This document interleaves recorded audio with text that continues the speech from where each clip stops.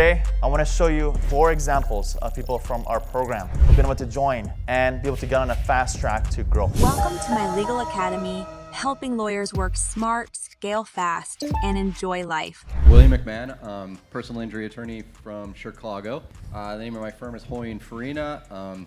I'm sort of a plaintiff's lawyer Frankenstein. I started at the firm 23 years ago. Even prior to law school, I started as sort of their techie, their web guy, handle all their computers, and then went to law school while working at the firm, moved into law clerk, that type of thing, graduated. They offered me a job. I've been there ever since. So kind of a throwback to you stick to the same firm type.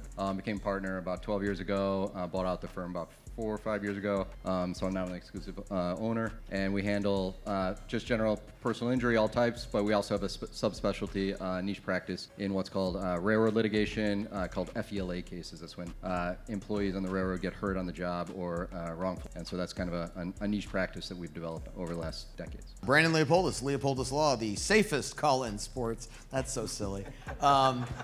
Based here in Los Angeles, my background is in sports. I grew up in Colorado Springs, home of the United States Olympic and Paralympic Committee. My sister was the athlete in the family. I went and decided I was going to yell at athletes, and I was an umpire for a while. Got out of law school, or went to law school to try and get a job in baseball because I thought I'd be a lifer.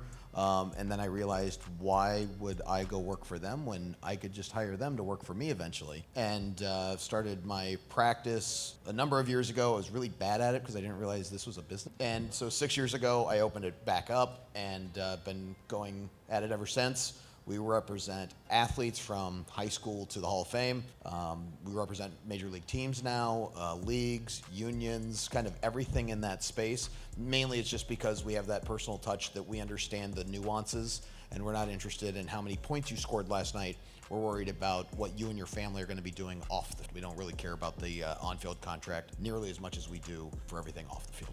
Dunya Bazzi, CEO of Outlaw. We are a multi-specialty law firm. I lead the litigation division, which is the largest division of the firm, mainly specializing in PI. I wanted to be a sports agent, so I went to law school. I thought I was going to be in the corporate transactions, did that concentration. What a waste of time. My brother ended up getting into a really bad car accident right around the time I was passing the bar exam, and I saw the effects of it, not only with him, but like to the family and how it affected him. So then I said, maybe there's a reason why God put this in our life right now. So I got my first job at a personal injury firm about a year later, started Outlaw, and here we are. Hi, my name is Sarah Williamson. I knew since very young that I wanted to be an attorney. I actually have been in the legal field for over 21 years. I've only ever worked at law firms, starting when I was 15, or in-house legal for a company. So I am one of those people who's extremely blessed to love what I do. I'm a corporate transactional attorney now. I started my firm a year ago, or in 2021, and was able to scale from 0 to 6 figures using what I learned from Sam, all while holding 9 to 5. So I'm extremely happy to be here and sharing the stage with everybody. Super diverse stories, different backgrounds, and different practices, and different also business models, which we'll get into. Amazing, amazing. All right, so my first question for you, and we'll go down, is what has been the #1 defining factor in your success? I'm glad I took the hot seat first, right? Wait, how did this happen? Right? So when I was thinking about this, I sort of came up with sort of the pat answer that, as a lot of our attorneys, we have persistence and we're hard workers, and we go through law school and we learn how, I think law's a way to form us into these creatures that just you can work 12 hours a day or 14 hours a day. It's just that's a real process of learning there. But more than that, I think going deeper, when I was reflecting on this, as Sam had some conversations prior to this panel, I think it's important to, or at least for me, behind my success, is to practice law consistent with your own, who you are and who your own values, right? I, by my nature and just how I was raised and my values, I'm kind of a compassionate person. I'm a person that, for my clients, I feel their pain in a sense, to be sort of trite about it. But I think it's important not to try to fit in with some type of trial lawyers have to be pit bull. Trial lawyers have to be mean or toxic personalities to try to get a good result for their client. I think that is patently false, to try to fit yourself into a mold that you think think a lawyer should be, or you think that person you want to be a successful person should be. So I think just finding your own path consistent with who you are and what your values works. For me, it's, you know, I have amazing results, but I think it's because who I am. I'm compassionate clients. They trust me, and that's a recipe for success in itself. Beautiful, beautiful. I think for me, it's a combination of grit and self-confidence, because I think we see a lot of success stories and we go, well, that's not me yet. Like, gosh, I'm so far behind these people. And also, you know, I didn't go to a top-ranked law school. I didn't go to a top-ranked university. I didn't go to the top-ranked umpires. And, you know, but for me, that was always what I needed, because I needed that chip on my shoulder every step of the way. I'm not the biggest guy. I'm not the fastest guy. My sister was the athlete in the family. God, that was awful.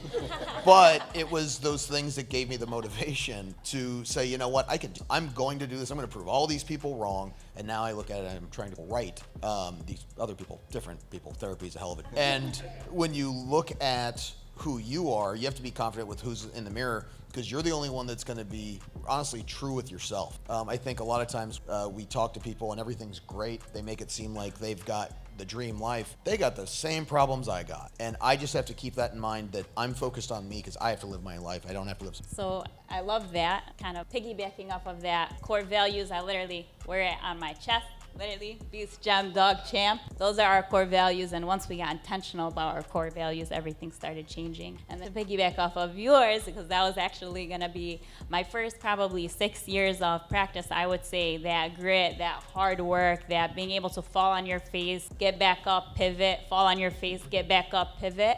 So when I was thinking about this question, I had to really reflect, because at any given stage of my career, I think the answer has changed. Now I'm much wiser, I think, and I learned how not to have to fall on your face every year pretty much and pick yourself back up and start over and do it again.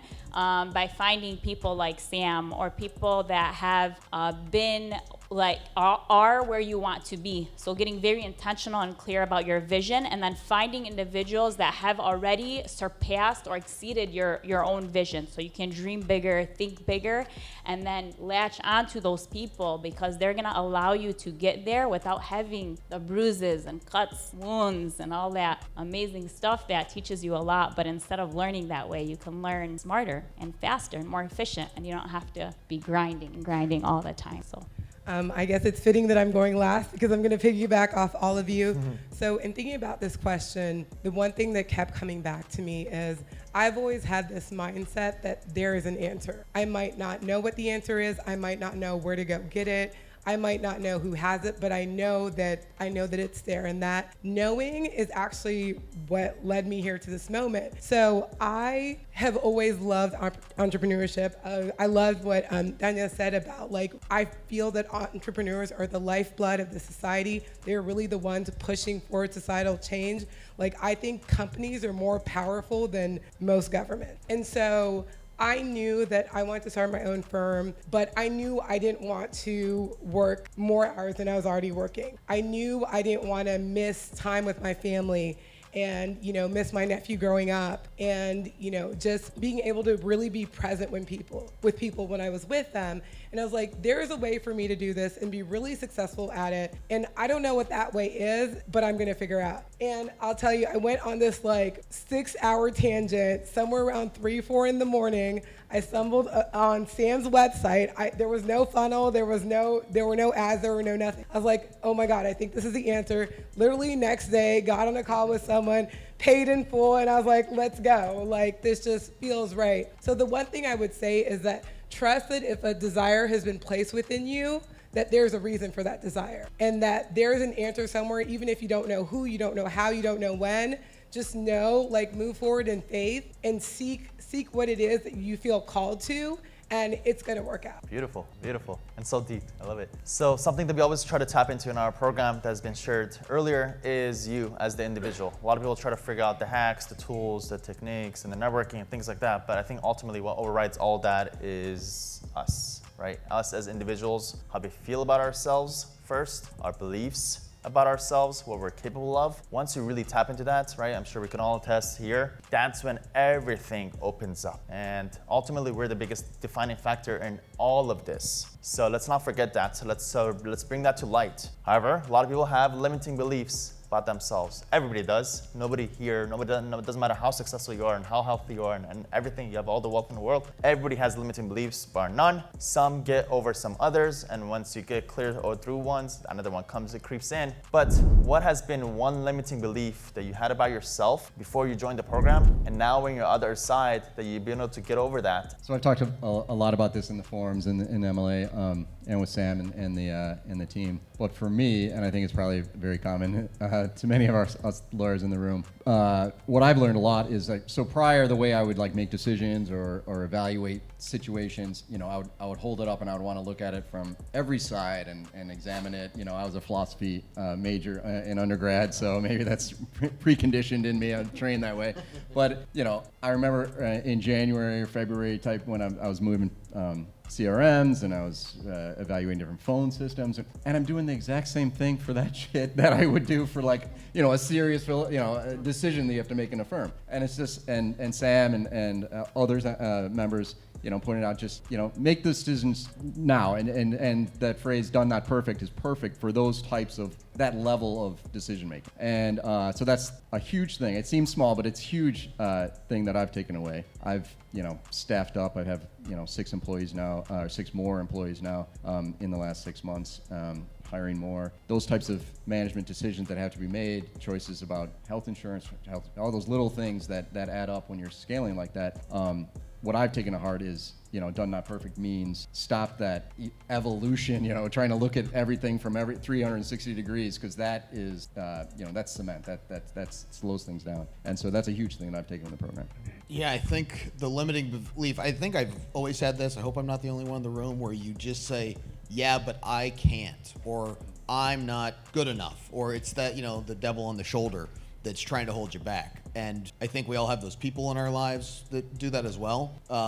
But that's always been there. And when you're in baseball, at least professionally, you're not necessarily caring about the guy next to you. It sounds weird, but the Yankees aren't always trying to win the World Series. Those guys are trying to take home their paycheck. And the longer they stay there, the more money they make. Same thing as an umpire. And what we looked at back then was somebody's got to umpire in the big leagues. Might as well be me. And here, it's somebody's got to have a 2 comma firm, a 3 comma firm. Might as well be me. But the hard part is when you come in, and I couldn't afford the buy-in initially. I didn't have the money. But I told everybody, I'll find the money. I'll get the money together. And I didn't believe I would, but I kept telling myself that, and I did. It was within a month. I said, "Oh my gosh, I can start up before this next thing starts." And so I paid it, and it was that faith of, I'm reinvesting in myself. I barely have enough money to do this, but it's going to pay off because I'm not going to let it. And once I got into it, it was, and this drives me nuts, Sam. Every Friday, it kills me when you say, "Yeah, but when are you going to do that? What time?" Right? We talked about that yesterday. Wednesday. Okay, what time Wednesday? How long it take you? 45 minutes. You'll have it done by 11:45? No, Sam, I won't. Absolutely not. But you're holding us accountable, and it's that internal accountability that because I know I got to tell you it's going to be done in a week, because otherwise I feel like crap. And now I got to get it done because it's Saturday and I'm almost there. And so let's just start the thing. But those limiting beliefs when you're in a room like this, I haven't heard anybody in the last couple of days say anything about it's really hard out there. Oh, just take off vacation, just work through the night. Nobody in the room saying that. And it's that community of people that I think that's the biggest takeaway I have, is surround yourself with really good people. Get rid of all those naysayers. I don't care necessarily what it takes, and it might take some time, but that's the biggest takeaway. You say one limiting belief. So I don't know about you guys, but throughout any given day, I have like hundreds of limiting beliefs, and I've just gotten really good at my mind is like punching all day. Boom, boom, boom, boom, like limiting belief punching, right? But I think the number one limiting belief and kind of what we're talking about is I couldn't even create a formula in an Excel spreadsheet 3.5 years ago, probably. And I won the AI challenge yesterday, you know? For me, when you're talking about things like, I knew I wanted to scale. I love just the concept of scaling anything really, but like definitely scaling the business. And I knew that like technology, automation, like I knew that was going to be a big component of scaling. Sure, building teams is important, and we're doing that, but this piece of it I knew was critical, but I also, like I said, I was really technology not savvy at all. So I think that was the biggest limiting belief, and kind of taking that next step and saying I can figure this out, just like you figured other things out, you can figure this out, and surrounding yourself with really amazing people, an amazing community that's going to help you get there. I think for number one limiting belief in this space, that was it for me. I know this is going to resonate with people. My biggest limiting belief that every time Sam said it, I like clenched my teeth, was that if I didn't do it, it wouldn't be done well enough. And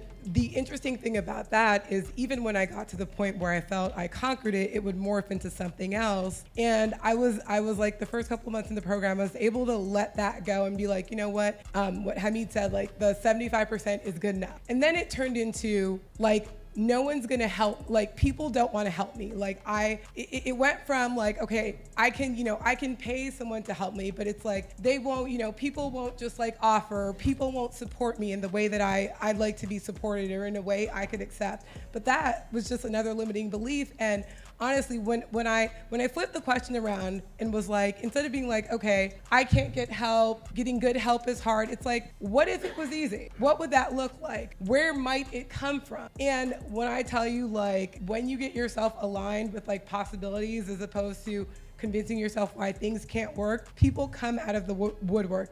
I literally had someone who I had somewhat of a contentious relationship with for like 2 years, legit become like one of my biggest allies. Like out of nowhere was like, oh, what you're doing is interesting. How can I assist? And I was like, But no, it was like honest and it was genuine, and it really was that shift. Like, okay, because here's the thing. Many things can be true at the same time. It can be true that I can't get help the way I'd want it. But can't it also be true that maybe I just haven't been looking in the right places? Maybe it can also be true that I just haven't been asking the right people. Maybe it can be true that, hey, what if I just suspend the fact that I think I can't do this and convince myself that I can? Because Lord knows we convince ourselves of things that are not true all the time. So why not do that? So that was like a big thing. Maybe. Hold on, can I answer? Yeah, please. Sarah, what was the phrase? Align yourself with the possibilities. Say Say that that again. Align yourself with whatever end decision it is that you want. Just trusting that, like, again, what I said before, if it was placed in you, like, if you desire help, there's help. Whatever it is that you desire, it's there for you. Like, that didn't just come out of nowhere. William, you want to add anything? Okay. Amazing. Amazing. And I'm going to add one more to this. I think I get a lot of feedback. I hear a lot of things. I get a lot of data. But one thing that's maybe two things. I'll share both. One is a lot of the limiting beliefs about that it's hard, okay? It's hard, versus it's easy. And the other part is thinking of the world as a zero-sum game, okay? It all leads to basically the abundance mentality, that there's plenty to go around, it's easy, it is achievable, it is completely doable, even if you have to fake it to say that to yourself. And it usually starts off that way, that you, as Donia, as you shared, you have to punch it. That was an amazing kind of way. You have to continue punching, and no, it is easy, and there's plenty. And I can assure you, we've seen it all. We've seen successes from all practice types across everything.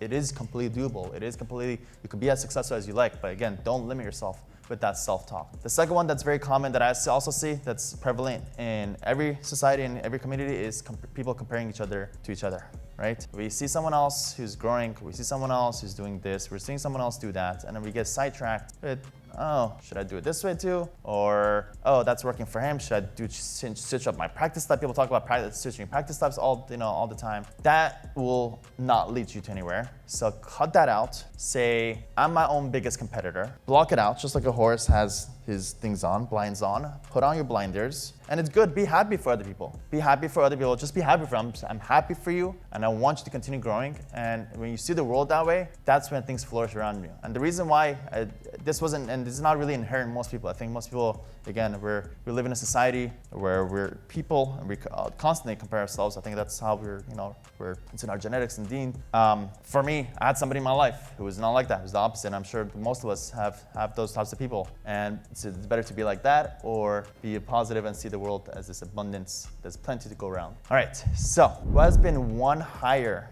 that you've made that's been a big factor in your growth? For the program, I hired the VAs first, which I don't. Who knows if there's a right order, right? This is limiting belief. Is there a right or what? But anyway, so I hired them first, and then I hired an attorney, and then I hired a senior paralegal, and on Monday I have a director of operations. Probably, ideally, it would have been the reverse: director of operations, paralegal, lawyer, VAs. But it was organic. I was doing learning as I was going.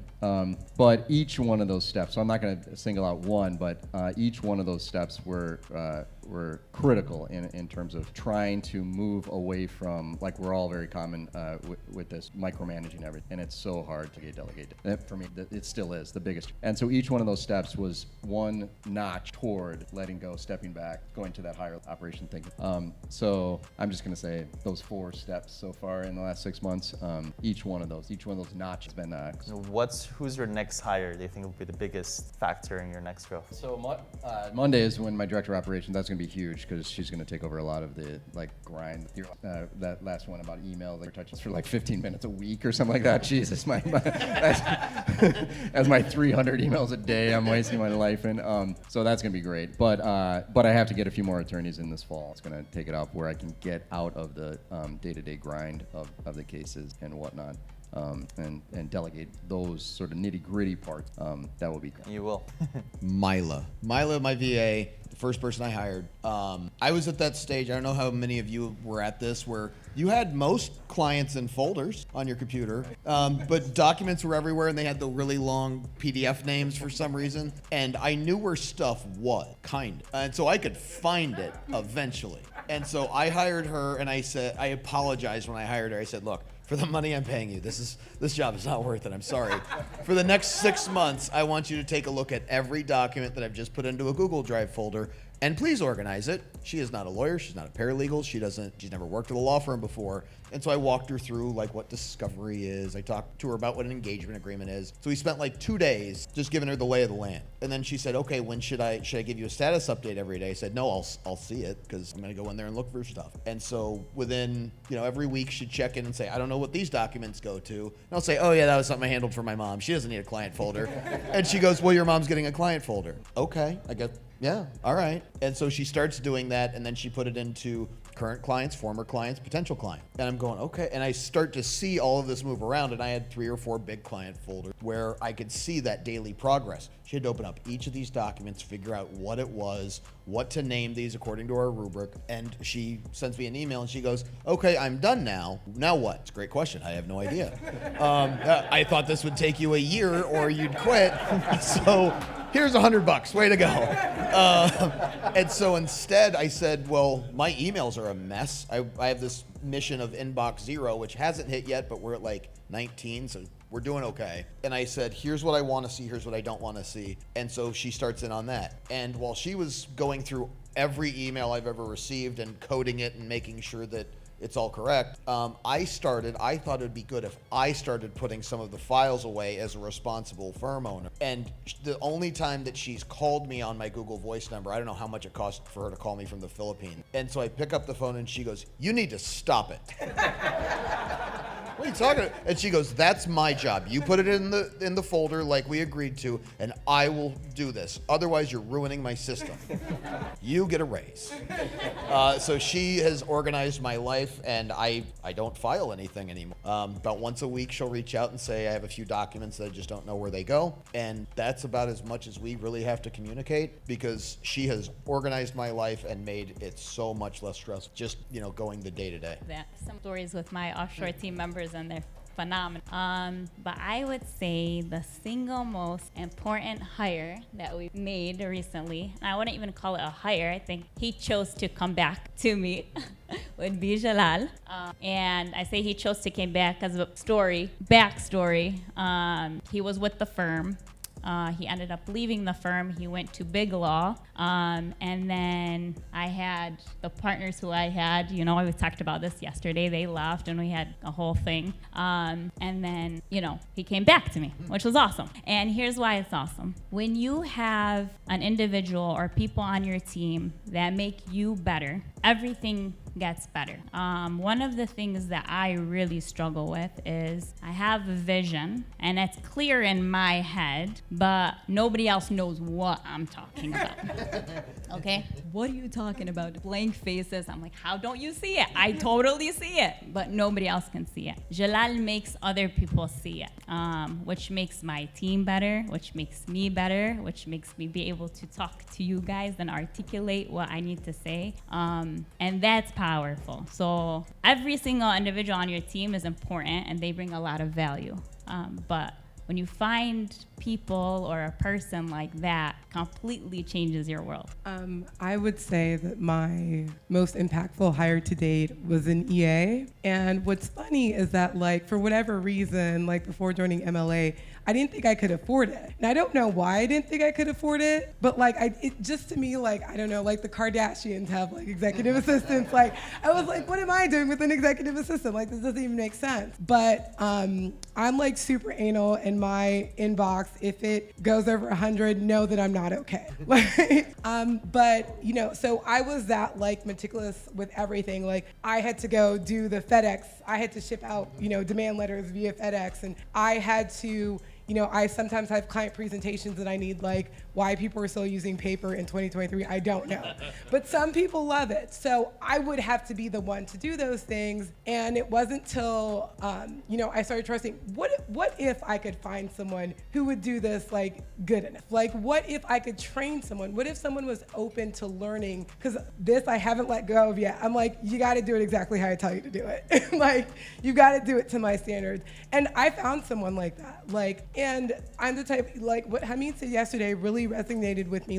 How are you valuing your time? If you're charging your clients $300, $400, $500, $600 an hour, and then I'm going to UPS to stand in line 4 or 5 minutes and drop off a package, is my time really valued at what I'm saying it's valued at? Little things like dropping off packages, putting together binders, simple follow-up emails with clients, these things I'm always it's only gonna take a minute, half an hour later. Traffic is really good at this time. I'm just gonna pop into FedEx 2 hours later. So these little things that we don't really think about that really just pull away from what we're really good at and us really walking and standing and being in our purpose, they're distractors. I would always think that, I'm such a great multitasker, I can do, this, that, the other at the same time. We're really not. As human beings, we may be good at switching our focus, but we're not good at doing a bunch of different things at the same time. So having someone to do these little things man, I ran out of this pen that I love to use. Let me have my EA order them, as opposed to, no, I can get on Amazon myself. And these little things, one of the things Sam challenged me to do when I first joined is do a time audit. How are you spending your time? And I was no, I am so efficient. I am so effective. I spend my time perfectly every day. And then it was hours and hours of things unaccounted for that were not making me money, were not helping anyone, were not pushing the envelope forward, that I've been able to pass over to someone who, because God is good, that person was extremely teachable. They had no ego. They were just a dream to work with. And I didn't think that person existed. And if they did, I didn't think that I could afford them. And those were just all lies I was telling myself in EA. Amazing. First of all, how amazing has it been so far? And I know you four on stage, but I'm sure you guys are all resonating with this, and I'm sure a lot of the things that's being shared here is how you guys feel. So I want to hear that from your story when we do connect about these things. Something I'm also going to add on, the common theme was VAs. A lot of, I think 3 out of 4 or 4 out of 4 were VAs. And me and Hamid mentioned this yesterday. Again, we have Carlos, who's managing about 500 clients a month with, we don't even know how many VAs we have for this law firm, more than 30 or 40. And it's incredible. And I always hear those limiting beliefs about VAs. Well, can they do this too? I'm like, yes. You'd be so surprised at what they're capable of beyond what you give them. They're able to also think ahead. Not everybody's like this. Obviously you have to find your superstars, but yes, they're fully capable. And the second limiting belief that I just want to get out of the way is the cost. Cost of VAs should not be a defining factor at all. It's just about how good is this VA and how much stuff do they take off your hands. Once you get that down, then every VA is well worth it by a factor of 10.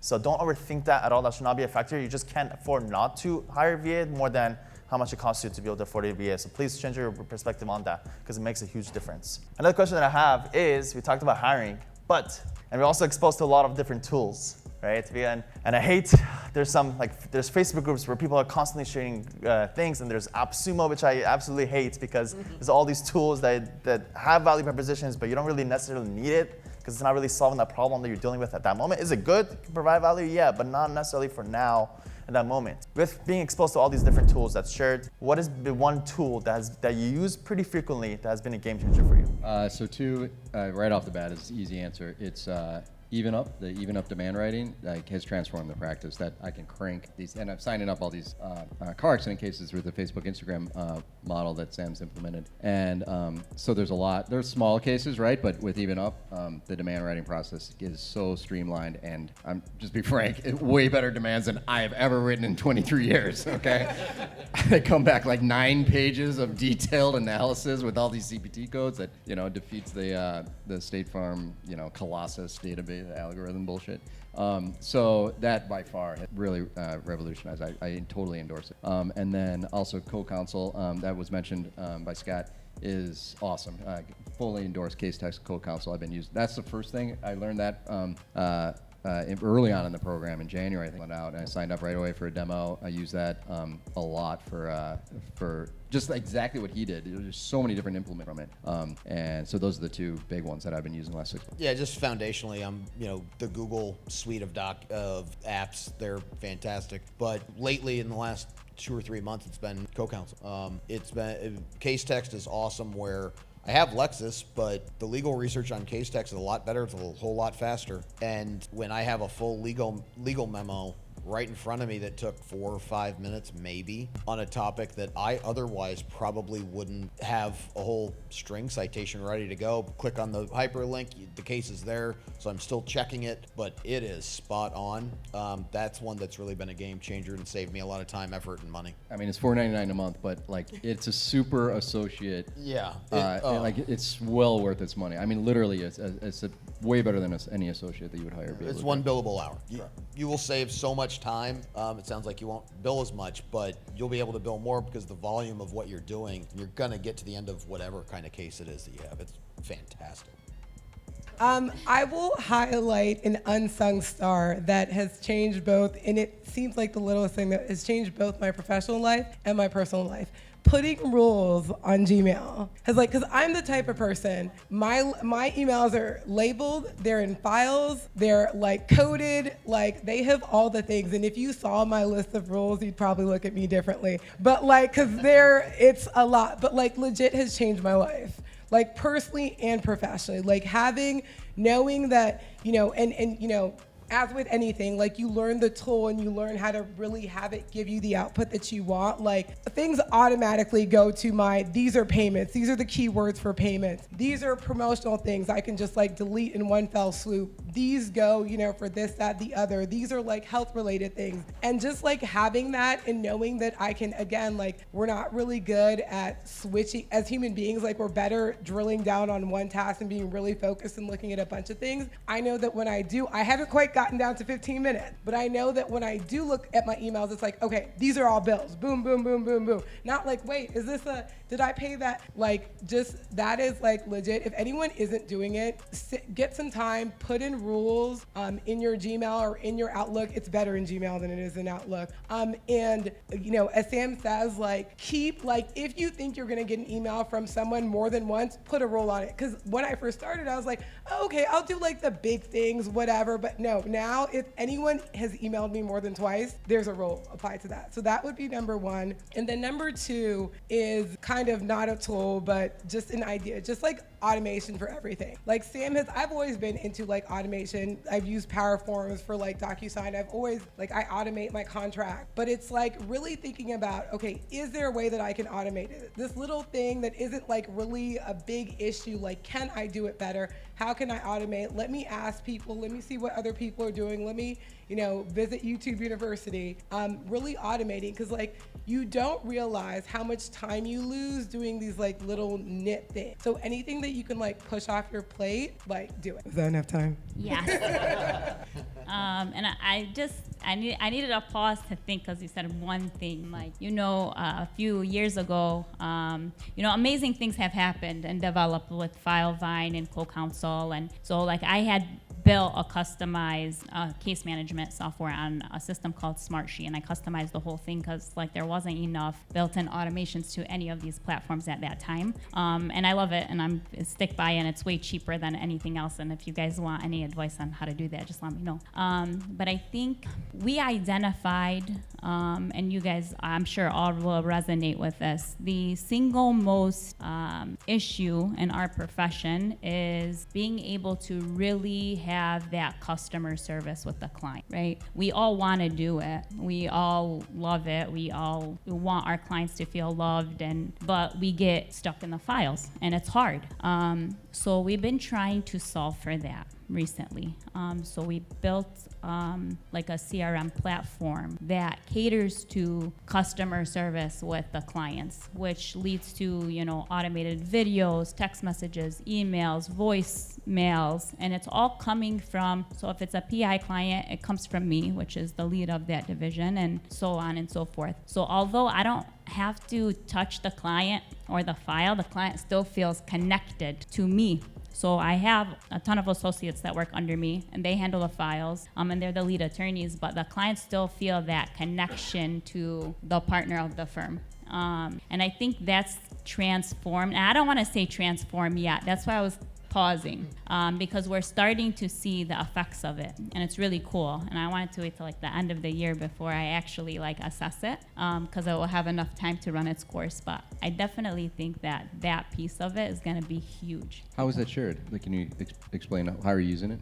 Like the videos, you email, or what? How is it? So it's through the platform itself, and then it's like built in. So like, for example, if they have a deposition coming up in 2 months, they get literally 14 videos from me across like a span of the 2 months, and each one is addressing one other point of the deposition that they need to. So like there's like an email, text messages, hey, remember these tips, but then it's like, hey, tip number 1 in your deposition, hey, make sure you keep a list from now until you come in for the dep prep that tells me all of the ways that affected your ability to lead your normal life. Simply, if a pencil is on the floor and you bend down to grab it and you feel pain, I want you to write that down and bring that list to the dep prep. And then kind of going through step by step with them. It's really cool. Like I said, I'll talk to Sam too about it. A new business venture just got created right now. Yeah. Amazing. And they're general enough to apply to all clients? So the way we built it is like, here's a customized version, and then here's like a general version. So if any other attorneys would eventually want to be on the platform, that would be cool. Yeah, the answer is yes. Yep. So I don't know, Sam, maybe we'll talk just about start it. It's not. Just start it. It's not ready yet. It'll be ready soon. Amazing. All right, so imagine you could go back to when you're about 25, 30 years old. You're about to start this journey. What's one practical advice to yourself that you give to yourself that will help you get here at this moment faster, better, a lot smarter, and a lot more efficient? So I went through like a horrible, we were talking earlier at lunch about this. I went through a horrible 5 years with 2 really toxic partners. And partnership, as we all know, who've gone through it, is a lot like a marriage. You got to be selective on who your partners are. And people who have gone through a bad partnership or situation, know how, impactful, let's just say, that can be. That was a really bad period of my life. And so looking back, I would definitely give my younger self that advice, is be very careful about who you're partnering up with. And then, but specifically, what I've taken away from this program a lot is, it's not easy. These things it's not, I love the success that I've had over the past 6 months, and hit that 7-figure mark that I wanted. But it's not, there's been some sleepless nights here. This is like, change is hard, right? But change means growth, and nothing changes if nothing changes. And so that part of it, like, don't be hesitant, or don't be afraid to move forward just because of the goal, just because it lead me to some insomnia for all of April. So that's critical. That's really impactful too. And what I've done to solve that, right? The natural concerns or anxiety that comes out of these things is just trust the process. Use the examples, like Hamid, use the examples of the people to take that those kernels of wisdom example and apply it. Trust it and stop that sort of the pounding that you described in your brain, and just go for it. And so that was my takeaway. It doesn't have to be hard. The virtue of hard work is not necessarily the best way to do anything. I think for me, life is just hard. For some people, it's really hard to get out of bed. For some other people, hard is working a 20-hour day because they're used to working an 18-hour day. Hard is only what we make it in our head. And so some things are going to be hard, but it doesn't have to be hard.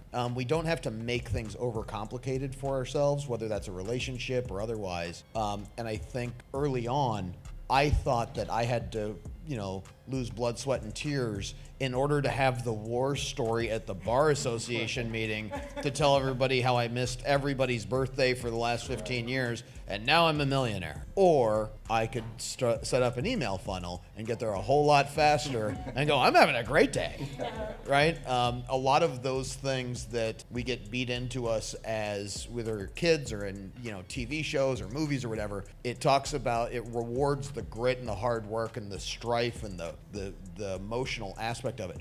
Doesn't have to be hard. Some things are going to, but not everything has to be overly complicated. Yeah, just real quick add on to that, the other Friday when Moses on the call, and we're like, what are you up to? And he's like, jack shit. I haven't been doing anything all day. Everyone's taking care of everything. So, that's okay. And that's because people are there to help, right? I mean, we have how many 7 billion people on the planet. You can find one to help you. Nice. You're not that mean, right? You can find one. That was nice. I like that one. I would say get very intentional about who you give to. I don't know. How many of us are givers? Okay. So when you're a giver, you just give, right? You give freely, you share freely, and you give and you give and you give. But if you're giving to people that aren't taking it, and you're giving everything you have, you're pouring into this person, or people, or things, or whatever it is, you're taking away from maybe other individuals that you can give to that would take it and then create impact from it. So I think if I was talking to my younger self, I would say giving is great, but get intentional about who you're giving to and make sure that the person receiving what you're giving is actually going to do something with it. Because if they don't, you look back and you're like, man, I gave so much, right? Like I give so much time, energy, and effort, and like nothing happened. Like you don't see the fruits of your giving, because when you give, and you give because you want to create more impact, right? But if you don't see the impact on the back end of the give, then you're like, man, I just wasted my time. And I hate feeling like that. Like time is like the one thing in life you don't get back. So anything that like I feel like, man, I gave time and then nothing happened from that time that was like positive or impactful, it like drives me literally insane. And when you do it for a decade of your life, it's a problem. So don't do that. Get more intentional about giving. The one piece of advice I'd give to my younger self that my younger self would not have listened to is that rest is your God-given right. Like I feel like this is a room of like type A personalities. Like I don't need to tell you guys to work hard, to go after your dreams, to, keep on pushing. But I know that I personally, and I have to remind myself all the time, is you've got to rest. Like you've got to take care of yourself. Like I know this is so like, kitschy or whatever, but like, drink water, go for a walk, like stand out in the sunshine, like really take care of yourself, because I heard this quote that I like repeat to myself all the time. What's in your cup is for you, what overflows is for others. There are things that only you can do for yourself. Only you can make sure you eat well. Only you can make sure you move your body. Only you can make sure that the people you love know you love them, and to receive love from others. These are things that only you can do for yourself. And no matter how much money you have, how much prestige you have, these are things that you can't pay someone else to do for you. So rest, take care of yourself, and make sure that because I would do this thing where it'd be like, so I'm Seventh-day Adventist, so I keep the Sabbath too, and it would be the type of thing, I'm like, sunset is over in 3, 2, 1, and then off to the races, where it's it was resting just enough to go do all the things. And it's take rest as seriously as you take your work. Because when you take care of yourself, you show up as the best version of yourself for the people you love, for your clients, and in the world. So take rest as seriously. I now calendar when I'm gonna stop working. And because I'm still growing, I have to set 20 alarms to actually get myself to listen. But it's really, really important. At the end of the day, we're not gonna be man, I wish I had made that extra, 100K, or I wish I had, put in that extra hour. I wish I had missed some more sleep. No, we're gonna wanna say that I had a good life, I was with people I loved, I had really good experiences. When I was on vacation, I was actually on vacation. I wasn't working and then sprinkling in a little vacation with work. Really rest, really take care of yourself. But as someone who's hard-headed and stubborn, I don't always listen to that, but do it.